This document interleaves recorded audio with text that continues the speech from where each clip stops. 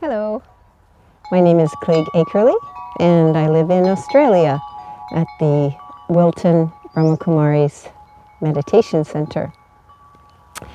And I wanted to talk to you today about some of the challenges that I've had and how meditation has allowed me to overcome those challenges. And as they say, still come out smiling. So I remember when I was working as a teacher in Canada, and there was some disagreement with a mother who was very upset about something that happened between myself and her child, and the method that I used to resolve the issue with the student. And unbeknownst to me, I didn't know this, but apparently she was very upset with how I handled the situation, and she went directly to the police. In Canada, the system is that if any incident is involving a child, between an adult and a child, and the police are involved, then the police must follow up, whether it's totally false or totally true. They have to follow it up. So I came to work the next morning. As I say, I didn't know at all what had happened, and the principal of the school had told me that this claim was against me, that I had committed this crime, and that the mother was going to take it to the police. And in Canada, there's two police. One is the local police, and then the other is the federal police. And because of the jurisdiction where I was, it was actually the federal police, which is an even bigger kind of a crime because it's a federal crime rather than a provincial crime. So anyway, I was, needless to say, quite upset because I couldn't defend myself. I couldn't do anything. And the principal had sent me home, and he said, you can only come back when the school board has said that it's okay and the case is cleared and resolved.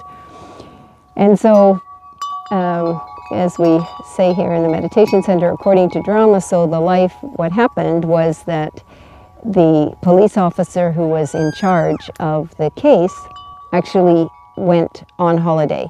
So I couldn't even ask him anything about the case, how to handle it, what can I do for myself, and like this to be reinstated. And then I had a friend who was a lawyer. I told her what the situation was, and she told me, don't worry.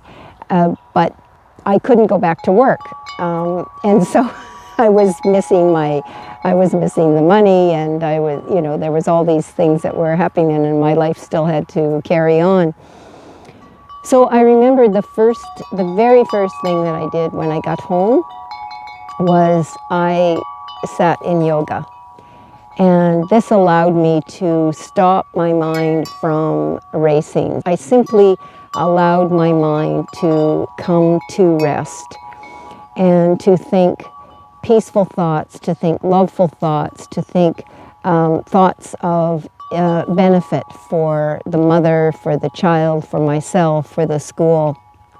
So thinking positive thoughts allowed me to actually stop all of the negative and waste thinking that was going on in my mind.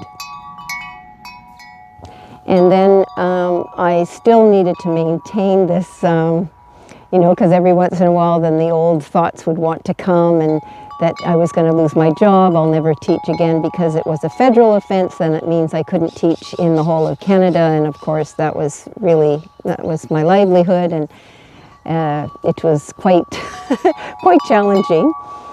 And I just kept the firm faith that everything was going to be good. And by keeping my thoughts on a positive and high level, then it allowed me to regain my self-respect and my self-esteem and my confidence and my faith that everything was going to be absolutely okay.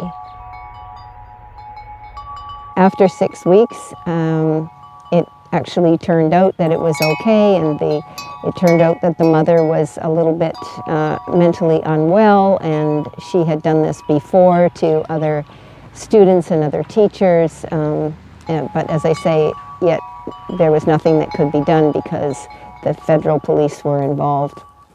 And so that really taught me that it really doesn't matter how big or how small the situation is. The answer is always to create positive thoughts for the self. Thank you very much for listening. Have a beautiful day.